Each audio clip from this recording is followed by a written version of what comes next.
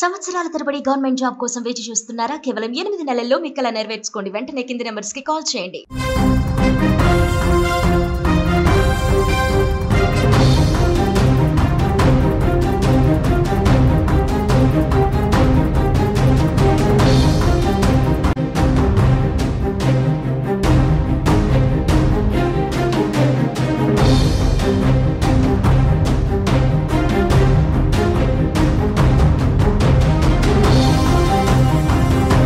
ప్రపంచ వేదికపైన పాకిస్తాన్ దొంగ నాటకాలు ఆడుతోంది. భారత్ మమ్మల్ని భయపెడుతోందంటూ అరబ్ దేశాలతో చర్చలకు వెళ్తోంది. భారత్ని నిలువరింపజేయాలంటూ విజ్ఞప్తులు చేస్తుంది. At the same time Jammu కాశ్మీర్లోని భారత సరిహద్దు గుండా కాల్పులకు తెగబడుతోంది పాక్ సైన్యం. తాజాగా కుప్వారా, బారాముల్లా సెక్టార్లో శుక్రవారం రాత్రి కూడా పాక్ సైన్యం భారత సైన్యం పైన కాల్పులకు తెగబడింది. గడిచిన 10 రోజులుగా పాక్ సైన్యం భారత సైన్యం పైన సరిహద్దుల వెంట కాల్పులు జరుపుతూనే ఉంది. ఇటు అరబ్ దేశాలతో మాట్లాడుతూనే పాకిస్తాన్ సైబర్ నేరగాళ్లను కూడా భారత్పైకి ఊసిగొలుపుతోంది. గడిచిన 10 రోజుల్లో దాదాపు 10 లక్షల సార్లు సైబర్ నేరగాళ్లు భారత ప్రభుత్వ సైట్లపైన, ఆర్మీ, రక్షణ సైట్లపైన సైబర్ దాడులకు తెగబడ్డారు. చాలా సైట్లని హ్యాక్ చేసేందుకు ప్రయత్నిస్తున్నారు. ఈ హ్యాకింగ్ అంతా ఇండోనేషియా, మొరాకో దేశాల నుంచి కొనసాగుతున్నట్టుగా తెలుస్తోంది. టర్కీ నుంచి దిగుమతి చేసుకున్న ప్రత్యేక సైబర్ నేరగాళ్ల అండతో ఈ దాడులకు తెగబడుతున్నట్టుగా భారత ఇంటెలిజెన్స్ వర్గాలు అంచనా వేస్తున్నాయి.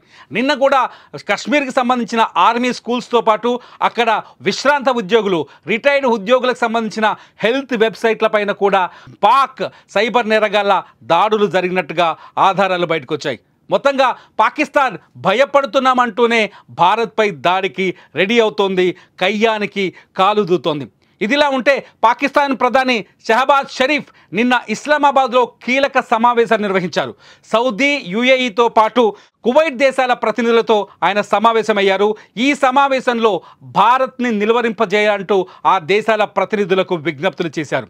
పుల్వామా దాడి తర్వాత భారత్ ఏ క్షణమైనా తమపైన దాడికి తెగబడొచ్చని, యుద్ధానికి పాల్పడొచ్చని పాకిస్తాన్ భయపడుతున్నట్టుగా ఈ చర్చలతో అర్థమవుతోంది.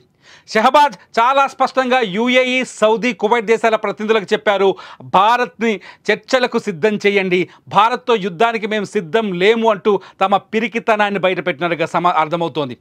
ఇటు సింధు నది జలాల నిలిపివేతతో పాకిస్తాన్కి ఒక అతిపెద్ద కష్టం ఏర్పడింది.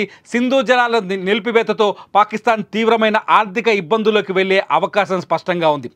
ఈ ఇబ్బందుల నేపథ్యంలో పాకిస్తాన్ యుద్ధానికి వెనకడుగు వేస్తూనే, ఇటు కయ్యానికి కాలు దూతూనే అటు యుద్ధానికి వెనకడుగు వేస్తున్నామంటూ ప్రపంచ వేదికపైన దొంగ నాటకాన్ని ప్రదర్శిస్తోంది. పుల్వామా దాడితో మాకు ఎటువంటి సంబంధం లేదని చెప్పుకునే ప్రయత్నంలో భాగంగా అరబ్ దేశాలతో దొంగ చర్చలు చేపట్టినట్టుగా అర్థమవుతోంది. అరబ్ దేశాల ప్రతినిధులకు పాకిస్తాన్ ప్రధాని చాలా స్పష్టంగా చెప్తున్నారు, పుల్వామా దాడితో ఎటువంటి సంబంధం తమకు లేదని. కానీ చాలా స్పష్టంగా అర్థమవుతుంది, పాకిస్తాన్ పెంచి పోషించిన లష్కరే తోయిబా తయారు చేసిన ది రెసిస్టెంట్ ఫ్రంట్ పుల్వామాలో దాడులకు తెగబడినట్టుగా అర్థమవుతుంది. అంతేకాదు, ఇస్లాం దేశాలన్నింటిలో ఉగ్రవాదాన్ని ప్రేరేపిస్తున్న హమాస్ లాంటి సంస్థల సహకారాన్ని కూడా పాకిస్తాన్ లష్కరే తోయిబాకి అందించినట్టుగా అర్థమవుతుంది. పాకిస్తాన్ ప్రపంచ వేదికపైన మేము నిర్దోషులం, మాపై యుద్ధం చేయడం తగదని మాట్లాడుతోంది.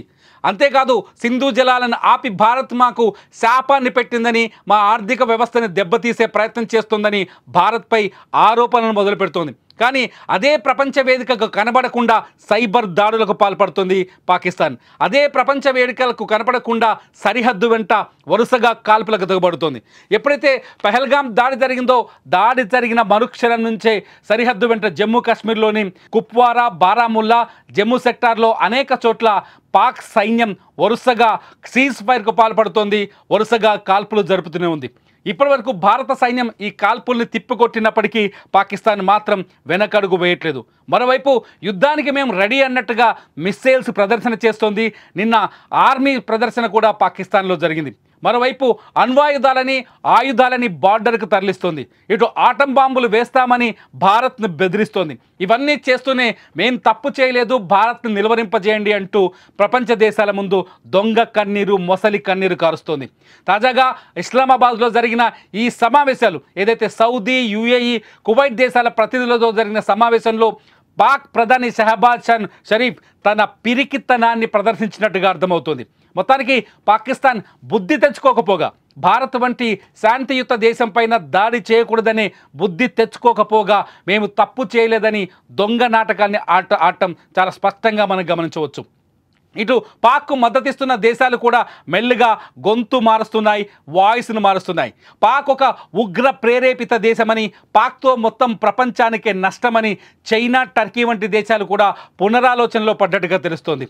ఇప్పటికే చైనా పైన అమెరికా ఆంక్షలున్నాయి. ఈ నేపథ్యంలో ప్రస్తుత పరిస్థితుల్లో పాకిస్తాన్కి మద్దతిస్తే అమెరికాతో మరిన్ని ఇబ్బందులు తప్పవని చైనా కూడా అంతర్గతంగా పునరాలోచిస్తున్నట్టుగా ప్రపంచ విశ్లేషకులు, ఆర్థిక విశ్లేషకులు అంచనాలు వేస్తున్నారు. ఈ నేపథ్యంలో పాకిస్తాన్ మెల్లిగా క్రమంగా ప్రపంచ దేశాలపైన ఒంటరిగా మారుతోంది. తాము ఒంటరిగా మారుతున్నామని తెలిసిన వెంటనే అరబ్ దేశాలతో మెల్లిగా భారత్ వైపు తమ కాన్సన్ట్రేషన్ పెంచింది పాకిస్తాన్.